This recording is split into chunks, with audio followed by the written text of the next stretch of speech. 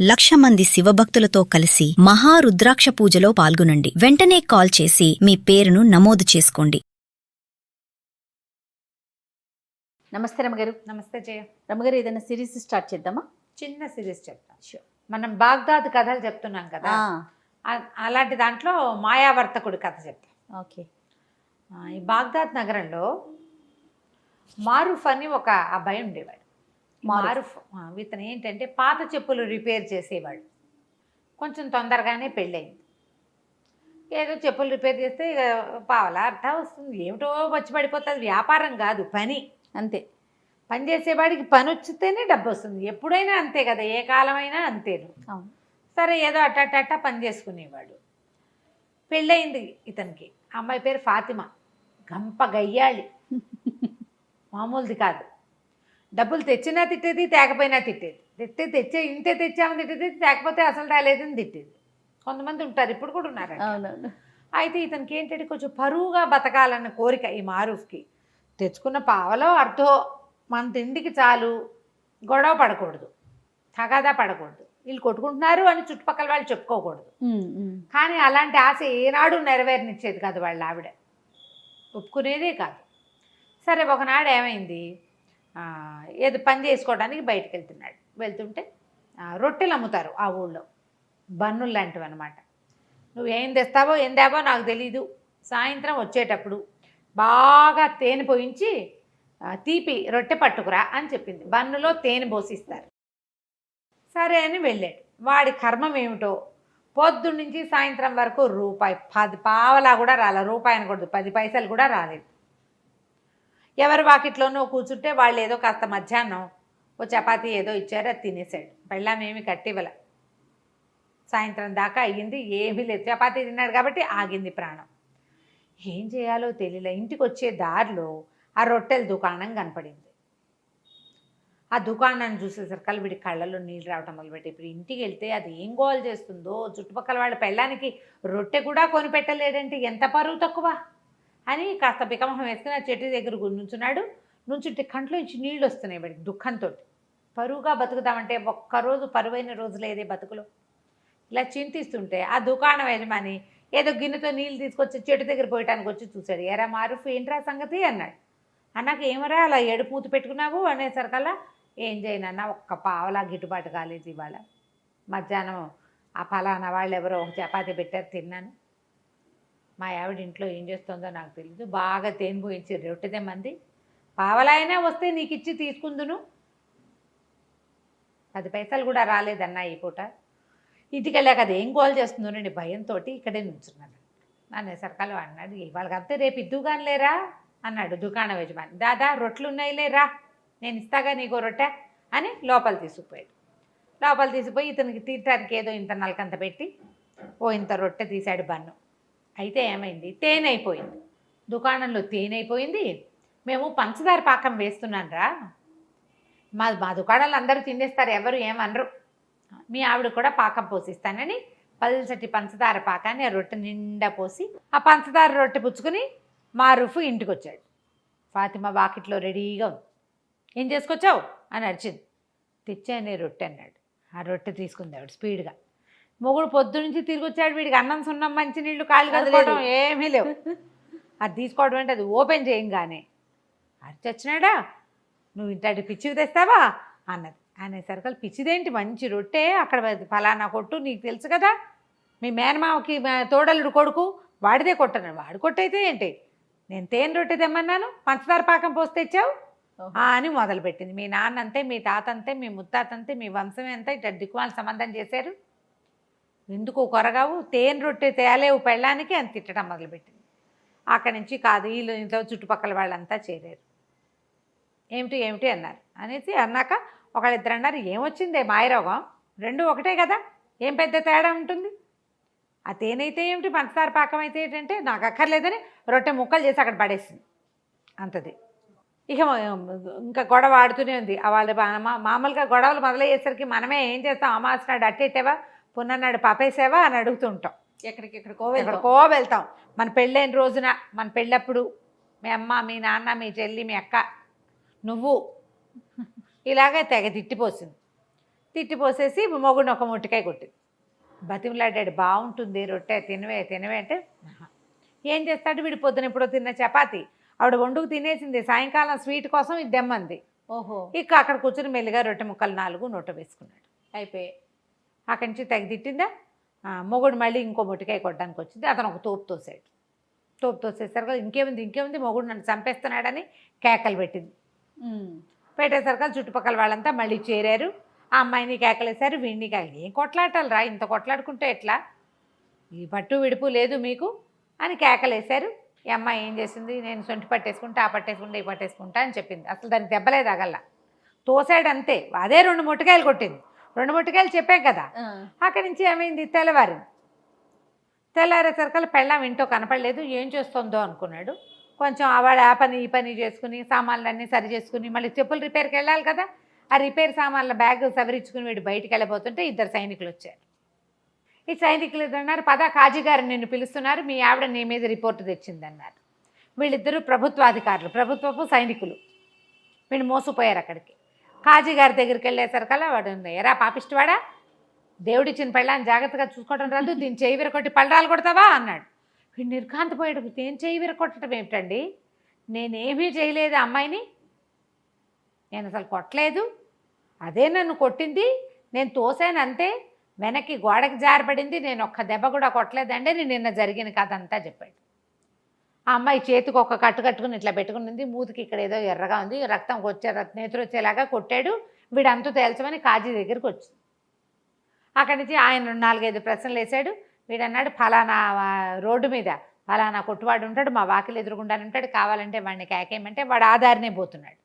సైనికులు బయటకు చూసరికి ఏమండి మీరు చెప్పిన వాడు వస్తున్నాడండి అనేసరికి సుల్తానో వాడి ఏదో పేరు ఆ వాడిని పిలిచారు లోపలికి. పిలిస్తే వీళ్ళేం కొట్టుకోలేదండి, తేనెరెట్టు కోసం గోల్ చేసింది అమ్మాయి, అదే వీడిని కొట్టింది అనేసరికల్లా అక్కడి నుంచి కేకలేసాడు అమ్మాయిని కాజీ. ఏమిటమ్మా, పెళ్ళిని నిలబెట్టుకోవాలి, ఇట్లా చేయకూడదు, నీకు మొగుడు సరిగ్గా సంపాదించట్లేదని కోపం ఉందనుకో, దానికి ఇదే మార్గం, ఇట్లా కాదు, కొట్లాడుకోకండి, పొండి అని పంపించేసాడు. ఆ అమ్మాయి కాస్త వెళ్ళిపోయింది ఫాతిమా. ఈ మారూఫ్ బయటికి వెళ్ళంగానే ఆ సైనికులు ఇద్దరు ఇతని వెనకాల, నీకు బందోబస్తుకు వచ్చాం కదా మాకేమైనా ఇవ్వమంటారు. పోలీస్ స్టేషన్లలో జరిగే కథ అప్పుడు ఉండేది పాపం. మరి నీకోసం మా సర్వీస్ ఇచ్చాం కదా అనేసరికల్లా ఇంకేం చేస్తారు. వీడు ఏమైంది అటు ఇటు చూశాడు. అతను పొద్దున పూట వచ్చేటప్పుడు ఏవో సామాన్లు అవి పట్టుకొచ్చుకున్నాడు కదా, ఆ సామాన్లలో ఒక పావలా బెళ్ళుంది. ఆ పావలా చేతిలో పెట్టాడు. అన్నాడు, నన్ను వదిలేయండి, నా దగ్గర ఇంకేమీ లేదన్నాడు. తన ఇంటి వైపుకి నడిచి వెళ్ళాడు. ఈ లోపల ఎవరో చెప్పులు రిపేర్ అనేసరికల్లా అటువైపు వెళ్ళేసరికి మళ్ళీ 2 సైనికులు వచ్చారు. ఇంకో కాజీ గారి దగ్గరికి వెళ్ళింది అమ్మాయి. ఇంకో కాజీ దగ్గరికి వెళ్ళేసరికల్లా మళ్ళీ ఇంకో కాజీ గారి దగ్గర ఆయన పత్రం ఇచ్చాడండి అన్నా కూడా సైనికులు ఒప్పుకోవాలి. అట్లా కాదు, నువ్వు కాజీ గారి దగ్గరికి వచ్చి చెప్పు. ఈ అమ్మాయి చేసి తూర్పు వైపు కాజీ దగ్గరికి ముందు వెళ్ళింది, పడమటి వైపు కాజీకి దగ్గరికి మధ్య. వీడిని ఎలాగైనా జైల్లో పెట్టాలి, మొగుడిని తన్నించాలి. కొంతమంది అలా ఉంటారు, తనకేం ఉపయోగపట్టలేదు కాబట్టి వాడిని చావగొట్టాలి, వాడి బుద్ధి రావాలి, వాడిని జైల్లో పడేయాలి. అప్పుడు కానీ వాడికి వాళ్ళ వాడిని కన్నా అమ్మా నాన్నకి బుద్ధి రాదు, పిచ్చి ధోరణి ఉంటుంది. అవునవును. అక్కడికి వెళ్ళేసరికల్లా ఆ కాజీ గారు అన్నాడు, అదేమిటి ఏమి జరిగిందంటే, అయ్యా ఇట్లా కాదండి, ఏమీ జరగలేదు, మా అమ్మాయి ఆవిడ జూటా ఇల్జాములు తీసుకొస్తుంది అంతే, ఇది అబద్ధము. పొద్దుటి కాజీ గారు ఇచ్చిన కాగితం ఇదిగోండని కాగితం చూపించాడు. ఆ కాగితం చూసేసరికల్లా ఆ అమ్మాయి కేకలేశాడు ఆయన. ఆ అమ్మాయి అక్కడి నుంచి కూడా వెళ్ళిపోయింది.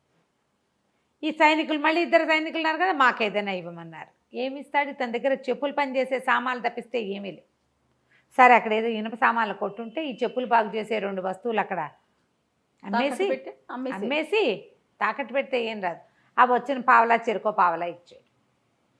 చిచ్చి అనుకున్నాడు, నా బతుకు దిక్కుమాలి బతుకు, ఇక నేను ఇంటికి వెళ్ళాం అని చెప్పేసి అలా నడుచుకుంటూ వెళ్ళిపోయాడు. నడవగా ఎక్కడో నీరసం వచ్చాక ఓ చోట కూలబడ్డాడు. అక్కడ ఒక పురాతన పాడుబడిపోయిన ఇల్లు ఒకటి. ఆ ఇంటి దగ్గర కూర్చున్నాడు. అక్కడి నుంచి వాడికి తన జీవితం ఆలోచించుకుంటుంటే ఎంత దుఃఖం వచ్చిందో. నన్ను పొద్దున్న సైనికులు తీసుకెళ్లారు, చుట్టుపక్కల అందరూ చూసారా, ఏం పరువు ఉంది నాకు. కాజీ ఇంట్లోకి వెళ్తాం, ఆ కాజీ ఇంటి చుట్టుపక్కల వాళ్ళంతా చూసారా, అక్కడ కూడా నేను కాజీగా ఇళ్ళు పుచ్చుకు తిరుగుతానంటే ఏదో వ్యాజ్యానికి వచ్చాననే కదా చెప్పుకుంటారు. 2 చోట్ల పరుగు పోయింది తెల్లవారి పొద్దున్నే. పోనీ అక్కడి నుంచి యువతలకు వచ్చి ఎక్కడో పని చేసుకుంటుంటే మళ్ళీ అక్కడికి 2 సైనికులు వచ్చారు. మళ్ళీ ఈసారి తూర్పు కాజీ అయ్యాక పడమటి కాజీ దగ్గరికి వెళ్ళా. పని చేసుకునే చోట పరువు పోయింది, కాజీ గారింటి దగ్గర పరువు పోయింది. పరువుగా బతకడానికి అవకాశం ఇవ్వట్లేదే ప్రభువు మనకి, అలా అవకాశం ఇవ్వట్లేదని పెద్ద పెట్టున ఏడవటం మొదలుపెట్టాడు. ఏడుస్తుండే సరకాల ఒక భారీ కాయంతో ఉన్న ఒకడు వచ్చాడు. ఎవరినైనా ఎందుకునైనా ఏడుస్తున్నావు అంటే నేనేం చెప్పను, నువ్వెవరు అన్నాడు. నేను ఎప్పుడో 300 ఏళ్ల క్రితం చచ్చిపోయా. ఈ ఇల్లు నాది. అప్పుడు 300 ఏళ్ల క్రితం ఆ ఇంటి మీద ఆశ చావక నేను ఇక్కడే బతుకుతున్నా. ఇల్లు పాడుపడిపోయింది క్రమంగా. నేను ఇక్కడే ఉంటా. ఎవ్వరూ ఇక్కడికి వచ్చి ఏడ్చినవాడు, అడిగినవాడు, పెట్టినవాడు లేడు. అంటే నీకు ఈ చెప్పుకుని ఏం ఇది ఉపయోగం, ఆరుస్తావా తీరుస్తావంటే ఆర్చగలను, తీర్చగలను, నీకేం కావాలో చెప్పు అంటే ఎక్కడికైనా సరే నేను హాయిగా బతకడానికి ఒక ప్రదేశం కావాలి, నాకు పరువుగా బతకాలి, నేను ఎక్కడికైనా తీసుకెళ్ళి అంటే నగరంలో దింపుతానన్నాడు. బాగ్దాద్ నగరం వద్దు, బాగ్దాద్ నగరంలో తూర్పున నా పరువు పోయింది, పడమట్న నా పరువు పోయింది, నేను బతకలేను అంటే ఆయన ఏమన్నాడు, సరే నా వీపు మీద కూర్చో, నిన్ను నేను తీసుకెళ్తానని చెప్పేసి తీసుకెళ్ళిపోయాడు. ఎక్కడికో తీసుకెళ్ళి ఒక ఊళ్ళో వదిలిపెట్టాడు. తెల్లవారేసరికి అక్కడ ప్రత్యక్షం అయిపోయాడు. రాత్రి ఎక్కాడు, తెల్లారేసరికి ప్రత్యక్షం అయిపోయాడు. ఆ భూతం కాస్త వెళ్ళిపోయింది అవతలకి. వీడు ఆ నగరంలో చూస్తే వాళ్ళు ఎవ్వరూ మనలాంటి బట్టల వాళ్ళు కాదు, మనలాంటి వ్యవహారం కాదు, అదేదో వేరే ప్లేసు. సరే వీడు నడవటం మొదలుపెట్టాడు. వారా వీరా అందరూ అడుగుతున్నారు, ఏ ఊరు, నువ్వేం వ్యాపారం చేస్తావు, నీకేమొచ్చు, నీకేం చేస్తావు, అది ఇది, మీదే ఊరు అంటే ఇతను ఏం చెప్పాడు, బాగ్దాద్ అని చెప్పాడు. బాగ్దాద్ నుంచి ఎప్పుడు బయలుదేరావు అని అడిగారు. అడిగితే నిన్న రాత్రే అన్నాడు. అనగానే పక్క నవ్వారు. ఏమిటి బాగ్దాద్ ఇక్కడికి ఎంత దూరమో తెలుసా, బళ్ళ మీద వచ్చినా 1 ఏడాది పడుతుంది. ఇక్కడి నుంచి వ్యాపారానికి వెళ్ళే వాళ్ళు ఉంటారు, సంవత్సరం పడుతుంది అక్కడికి వెళ్ళటానికి. రాత్రికి రాత్రే ఎలా వస్తావు, మతిగాని పోయిందా నీకు, పిచ్చివాడని అందరు నవ్వుతున్నారు. అయితే ఆ సమయంలో ఒక ఆయన అక్కడికి వచ్చాడు, ఒక వ్యాపారస్తుడు. చూసి ఎవరు ఏమిటి అని అడిగి మిగిలిన వాళ్ళందరినీ కేకలేసారు. ఏంటి పై ఊరు నుంచి ఎవడో వస్తే ఆయన ఏం నిద్ర సరిగ్గా లేదో, అందుకని ఏదో తీర్పుమరుపుగా చెప్తున్నాడు, నేను మాట్లాడతాను, మీరంతా పొండి అని అందరినీ కేకలేసి అతన్ని తీసుకొచ్చాడు. తనతో పాటు ఓ సావడి లాంటి చోట కూర్చోబెట్టాడు. ఆ చావట్లో భోజనశాల ఒకటి ఉంది వెనకాల. వాళ్ళని కేకేస్తే వాళ్ళు వేడి తేనీరు 2 రొట్టెలు పట్టుకొచ్చారు. చేరుకో 2 రొట్టెలు తిన్నారు, టీ తాగారు. టీ తాగాక అతను అడిగాడు, ఏ ఊరు మీది, ఎవరు ఏమిటి అంటే బాగ్దాద్ నగరం, ఇట్లా పరుగు పోయిందని నేను ఊరు నగరపు చివరిలో శివార్లలో ఉన్న ఒక పాత ఇంట్లో పడుకుని ఏడుస్తుంటే ఓ భూతం నన్ను ఇక్కడ దింపిందంటే ఆయన ఆశ్చర్యపోయాడు. అవునా అనేసి బాగ్దాద్ నగరంలో మీది ఏ ఊరు, ఏ ప్లేసు అన్నాడు. ఎర్రవీధి అంటారు దాన్ని, లాల్ బజార్ అనమాట. ఎర్రవీధి అంటే ఆ ఎర్రవీధిలో ఎన్నో ఇల్లు మీద అన్నాడు, ఫలానా ఇల్లు అన్నాడు. అక్కడక అత్తర్ సాహిబ్ ఒక ఆయన ఉండాలి కదా, అత్తర్ల వ్యాపారం చేసేవాడు ఆయన ఉన్నాడా అన్నాడు.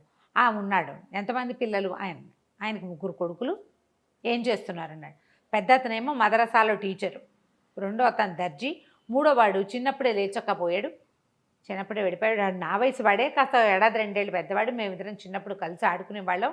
వాళ్ళ ఇంట్లో నుంచి అత్తర్ సీసాలు తెచ్చి ఇచ్చేవాడు మా ఇంటికి. మా ఇంట్లో వాడు ఇచ్చిన అత్తర్ సీసా ఇంకా నా దగ్గర ఉంది. వాడు చాలా మంచివాడు, నా చిన్నప్పటి స్నేహితుడు. అంటే వాడు బాగా నడిచాడు ఆ వ్యాపారస్తుడు. నేనేరా నాయన ఆలీ వాడి పేరు, నేనే ఆలీని.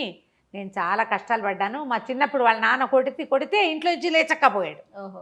ఆ లేచక్కపోయిన వాడు అలా తిరుగుతూ ఈ నగరానికి చేరి ఇక్కడ ఉండిపోయాను, ఇక్కడ స్థిరపడ్డాను, వ్యాపారం చేసుకుంటున్నాను, నువ్వు ఒక పంచి. ఇక్కడ ఏంటంటే ఇదంతా వ్యాపారస్తుల కోడళ్ళు ఇవి, ఇక్కడంతా వ్యాపారస్తుల పేరు గొప్పే నడుస్తుంది.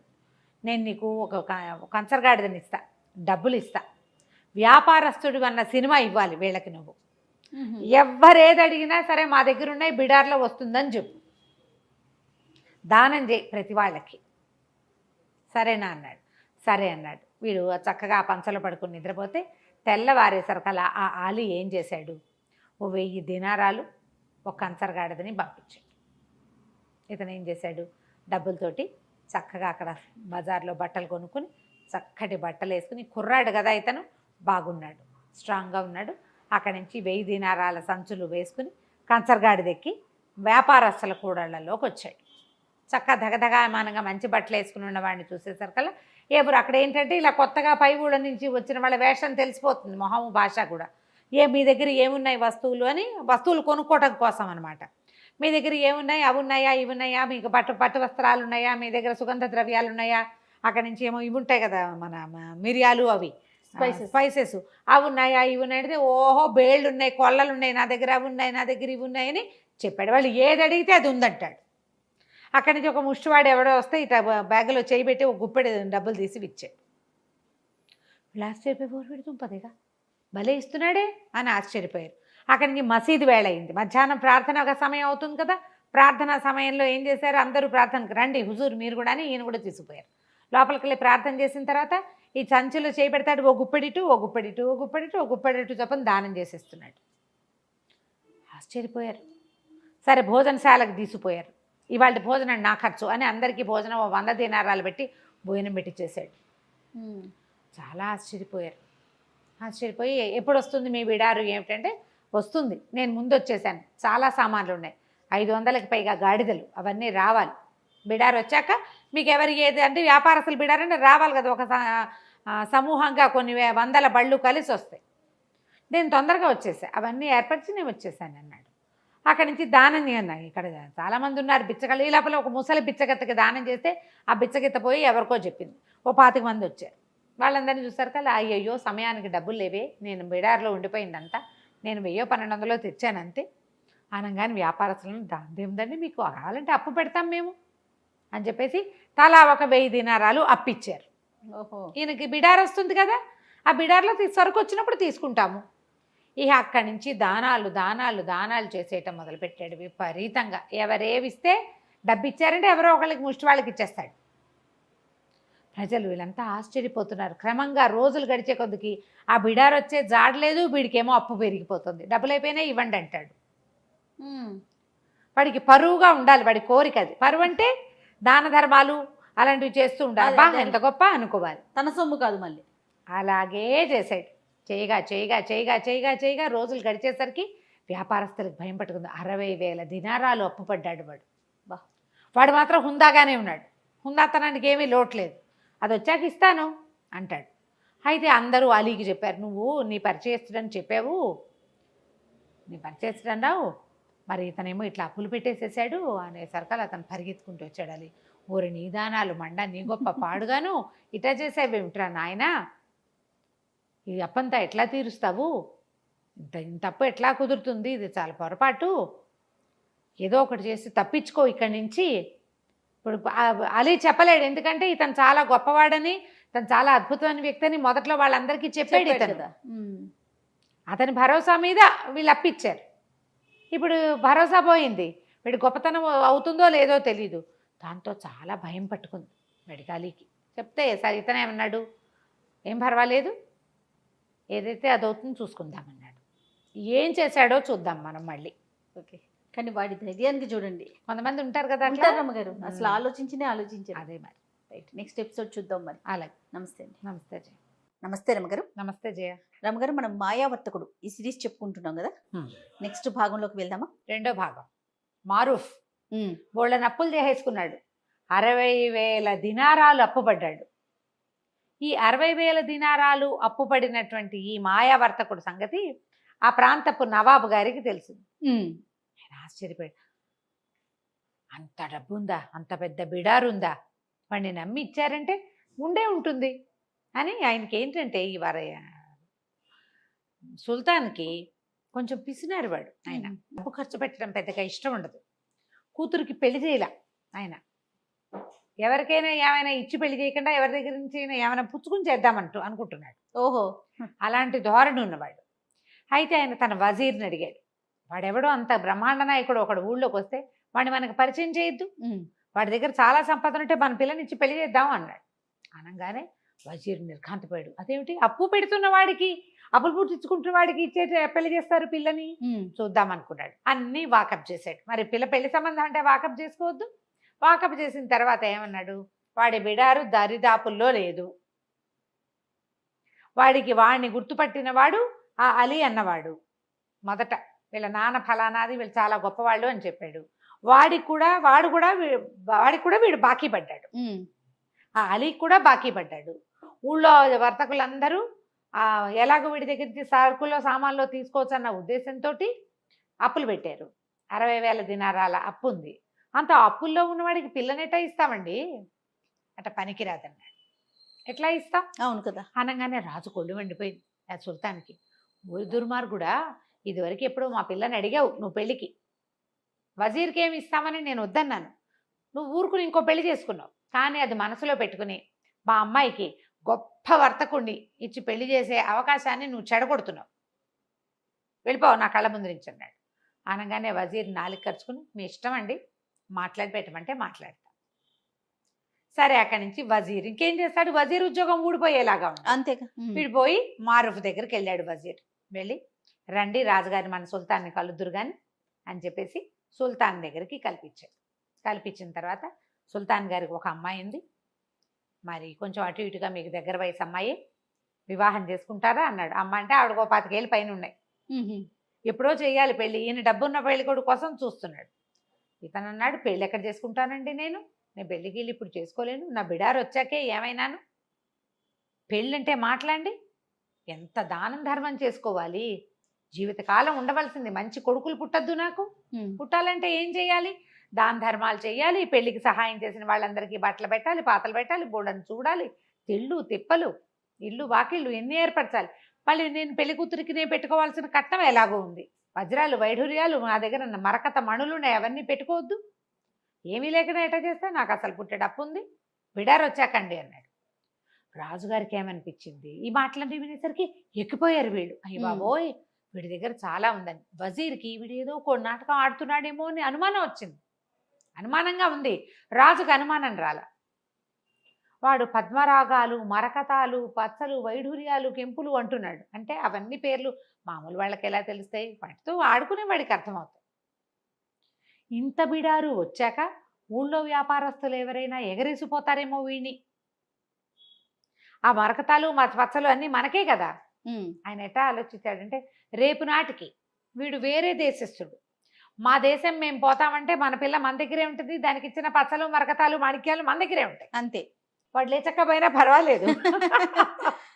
ఇట్లా ఆలోచించి ఏమైనా సరే పెళ్లి కుదర్చాల్సిందే, దానాలు ధర్మాలకి ఏముంది, చేసుకోమను మనం ఇద్దాం, ఆయన పెళ్లి కుమారుడు చేసుకోదలుచుకున్న దాన ధర్మాలకి వేటికి అడ్డం లేకుండా పోసేయండి, డబ్బులు మనతో ఉన్న బొక్కసం అంతా ఆయనకి ఇచ్చేసేయండి, ఆయన పిల్లకి ఏం పెట్టుకోదలుచుకున్నాడో అవన్నీ పెట్టుకోమనండి, అంటే డబ్బులుగా వస్తువులు ప్రత్యేకాలని చెప్తున్నాడు చూడు, బిడారు వచ్చాకే పెడతాడు, అమ్మాయికి చెప్తాం ఆ మాట.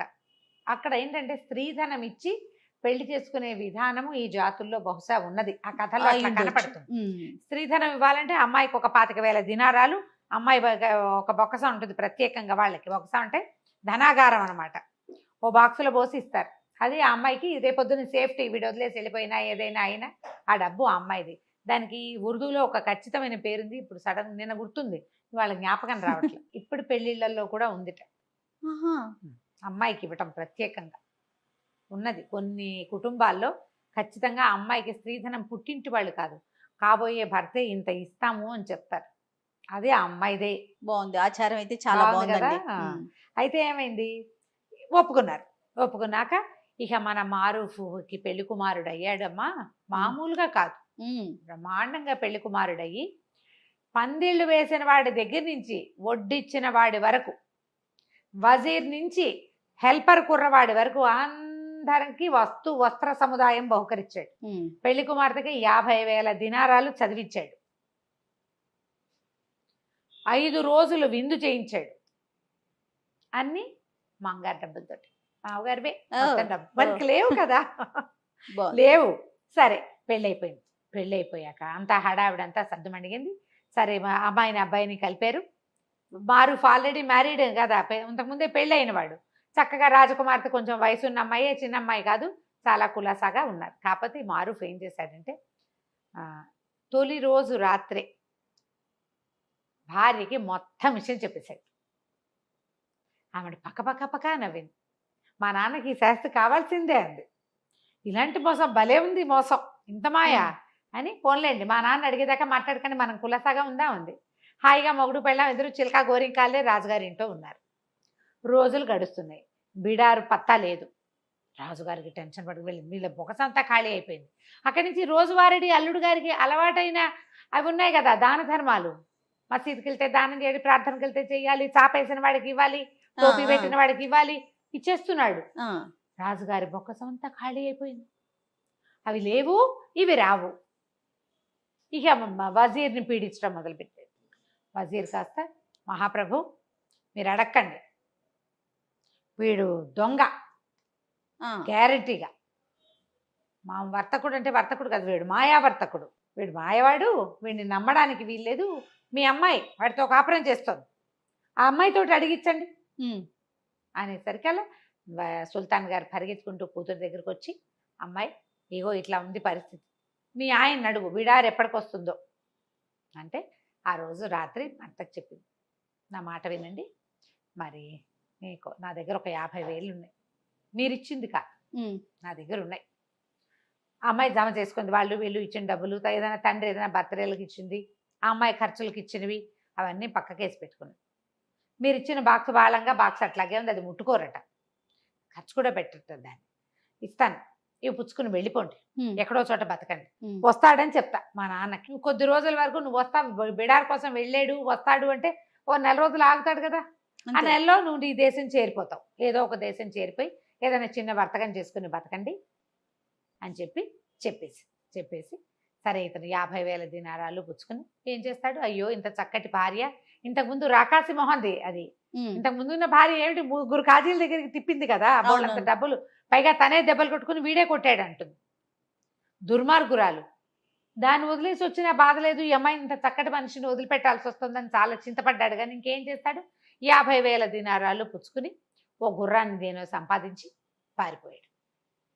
మర్నాడు పొద్దున మధ్యాహ్నానికి భోజనాలు అయిన తర్వాత సుల్తాన్ వచ్చి కూతుర్ని అడిగాడు, ఏమిడమ్మా మీ ఆయన ఏమి సమాధానం చెప్పాడంటే, ఏమో నాన్న రాత్రి ఏదో ఉత్తరం వచ్చింది ఆయనకి, ఉత్తరం వస్తే సరే ఇగో బిడారు దారిలో ఉందిట, అక్కడ ఏదో ప్రాబ్లం అయిందిట, బిడారు దొంగలు దోచుకున్నారని రమ్మని కబురు వచ్చింది, మా ఆయన పరిగెత్తుకుంటూ వెళ్ళాడు, మరి అదేదో చూసుకుని వస్తాడు, మీరు కంగారు పడకండి అంది. అనగానే మన వజీర్ అన్నాడు, మహారాజా అయిపోయింది ప్రభు, అయిపోయింది సుల్తాన్ అన్నాడు, అవి వెళ్ళిపోయాడు, ఇక రాడు. మీ కూతురే అబద్ధం చెప్తుందో మీ కూతురికి వాడే అబద్ధం చెప్పాడో నాకు తెలియదు. గ్రహించాడు, ఆయన గ్రహించాడు, సుల్తాన్ గారు గ్రహించట్లా, ఈయనకు డబ్బు తాపత్రయం కదా, వస్తాడేమో కూతురిని నమ్మాడు ఆయన, 5 ఏళ్ల కూతురు, అదేమన్నా చిన్నపిల్ల, అమ్మాయికి అన్నీ తెలుసు కదా. సరే కొద్ది రోజులు ఆగుదాం అనుకున్నారు, చూద్దాం తర్వాత వాడి కోసం వెతుకుదాం, ఈ లోపల ఖాళీ అయిపోయిన బొక్కసారి నింపే పని చేసుకోవాలి పాపం వాళ్ళు. ఈ మారూఫ్ ఏం చేశాడు, గుర్రం వేసుకుని వెళ్ళాడా, వెళ్ళగా వెళ్ళగా వెళ్ళగా వెళ్ళగా ఒక 2-3 రాత్రులు గడిచినాయి.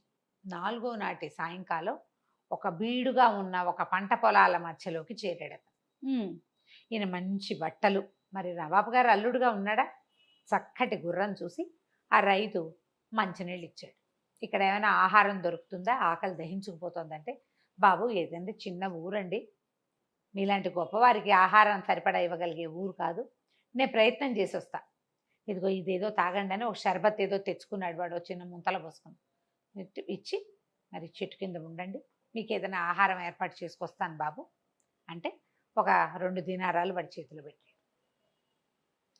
సరే వెళ్ళిపోయాడు, అతను వెళ్ళిపోయాడు. ఈ మారూఫ్ ఇప్పటికీ కొన్ని నెలలుగా వ్యాపారస్తుడుగా ఉంటున్నాడు, కానీ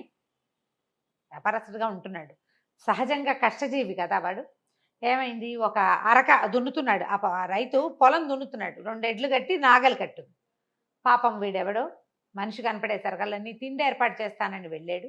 వాడు వచ్చే లోపల 2 పర్రాలు దున్నితే కనీసం వాడు కాస్త సంతోషిస్తాడని ఇతను ఏం చేశాడు, ఆ జాట్లోకి పోనిచ్చాడు, ఎద్దుని దున్నడానికి 2 ఎడ్లని హే హే అన్నాడు కానీ దానికి ఇట్లా జాలుగా ఉంది. మామూలుగా ఎలా ఉంటుంది, అరక ఒక రౌండ్లో దున్నుతారు కదా, దానికి ఒక గీత కనపడుతూ ఉంటుంది. ఇతనికి అలవాటు లేక హే హే అనేసరికల్లా అవి ఇట్లా పోకుండా ఇట్లా పోయినాయి పక్కకి.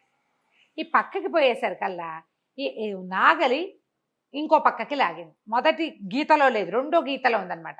ఆ గీతలోకి వెళ్ళి వెళ్ళి వెళ్ళి ఎక్కడో పట్టేసింది.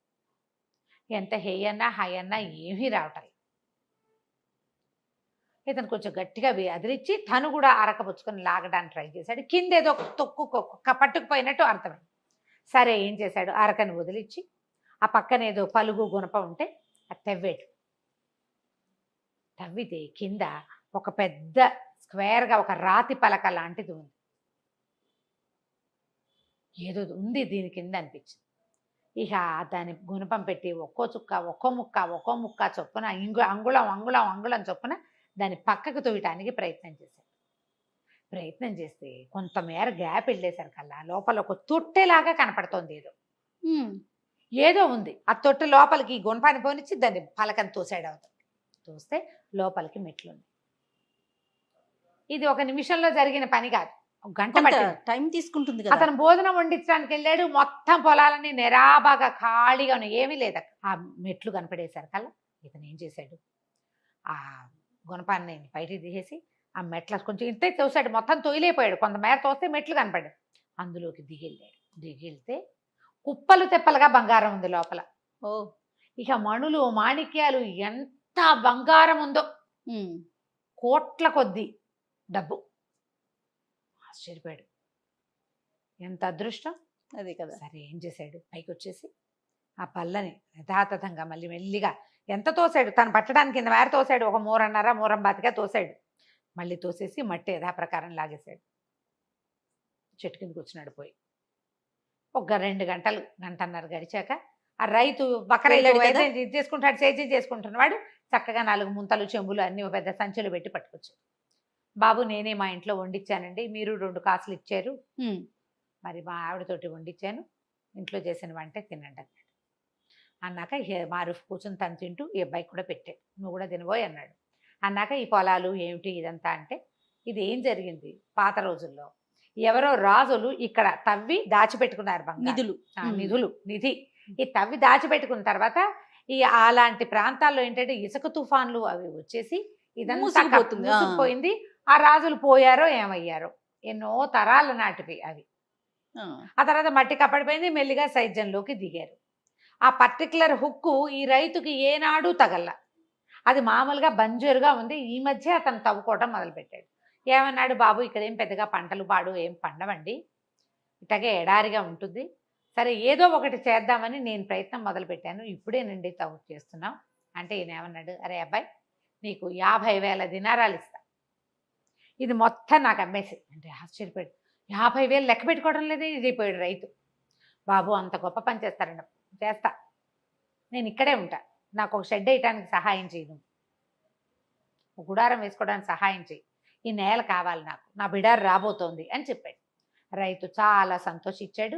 ఈయన ఇచ్చిన 50,000 దినారాలు తీసుకెళ్ళు, ఈయనకు ఒక పెద్ద చక్కగా పడుకుని హాయిగా కూర్చోడానికి అన్నిటికీ విశాలంగా ఉండేలాగా కుటీరం లాంటిది ఏర్పాటు చేశాడు.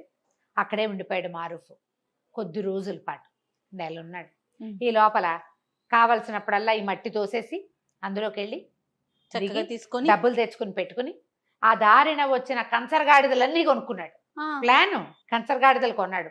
చిన్న చిన్న బిడార్లు వస్తాయి, మీ బిడారు నేను కొంటాను, ఎంత కమ్ముతావు అని మాట్లాడి డబ్బిచ్చి కొనేసుకున్నాడు. బిడార్లతోటి జనరల్గా పని వాళ్ళు వస్తారు, తనే సామాన్లు ఒక్కొక్కటి అన్నీ ఏర్పరచుకుని కనీసం ఒక 1000 కంచరగాడిదలు కొన్నాడు. అన్నీ కొన్నాక ఒక రోజంతా పనిచేసి ఈ కిందున్న మొత్తం వజ్రాలు బంగారం అన్నిటిని మూటలు కట్టించి ఆ గాడిదల మీద వేసుకుని ఆ మొత్తం బిడారిని నవాబు గారి దగ్గరికి తన భార్యని దగ్గరికి తరలించుకుపోయాడు. నెల దాటిపోయింది. నెల దాటంగానే ఇక సుల్తాన్ ఇంక నేను ఆగలేనని కూతురిని చెడదిట్టాడు, వజీర్ని తిట్టాడు. ఏమైనా సరే వాడి మీద ఒక కాగితం పుట్టించి అన్ని దేశాలకి పంపించాలి, ఇలాంటి వాడు వస్తే వీడు బొమ్మగిచ్చండి, ఇలాంటి వాడు వస్తే వీడిని పట్టుకోమని. ఇంతలో ఏమైంది, ఏదో పెద్ద బిడార్ లాంటిది వస్తోంది. 1000 గాడిదలు ఒకేసారి వస్తే ఎలా ఉంటుంది, పెద్ద వాండర్ పెట్టుకుంటూ దుమ్ముగా. కంచర్ గాడిదలు అంటే ఉట్టి గాడిదలు ఉండవు, కొంచెం పెద్దగా ఉంటాయి, గుర్రాలకు దగ్గరలో ఉంటాయి. అక్కడి నుంచి సైనికులు పరిగెత్తుకొచ్చారు. అల్లుడు గారి బిడార్ వస్తుందండి. రాజు కూతురు పరిగెత్తుకుంటూ వెళ్ళారు ఎదురుగా.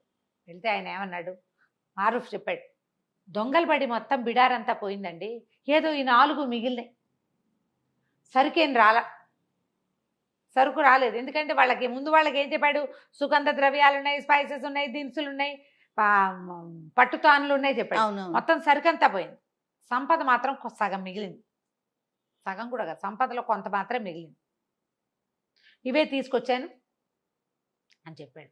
రాజు నిర్ఘాంతపోయాడు. ఆ వచ్చిన సంపదతోటి ఆయన 100 సార్లు అమ్మి 50 సార్లు కొనొచ్చు. చాలా ఆశ్చర్యపడి మొత్తం గాడిదలు తెచ్చిన అవన్నీ వీళ్ళు దాచుకోవటానికి ఒక పెద్ద బిల్డింగ్ కట్టుకోవాల్సి వచ్చింది వాళ్ళు. అంతుంది ఆ కింద. ఆ తర్వాత మారుఫే ఆ రాజ్యానికి సుల్తాన్ అయ్యాడు. అప్పులన్నీ తీర్చేశాడు. అప్పటి నుంచి పిచ్చిదానాలు మానేశాడు. వ్యాపారం చేయటం మొదలుపెట్టాడు. తన స్నేహితుడు అలీని సహాయకుడుగా పెట్టుకున్నాడు. ఈ వజీర్ ఈయన కొంతకాలం రాజుగారికి వజీర్గా ఉన్నాడు. తర్వాత అతనే రాజయ్యాడు. అదృష్టం ఉండటం వల్ల అతనికి ఇట్లా కలిసి వచ్చింది. ఎవరికి కలిసి వస్తాయి అట్లా అదే కదా. కదా. అసలు దొరకటం ఏంటి, ఆ పొలంలో దున్నటం ఏమిటి, దున్నటం దొరకటం ఏమిటి. కాకపోతే అతను డబ్బు వస్తే తను అందరి దగ్గర తీసుకుంది దానం చేయటం వల్లే అతనికి లాభించిందని భావించాడు అనమాట. దానగుణం. కథ కంచికి మనం ఇంటికి.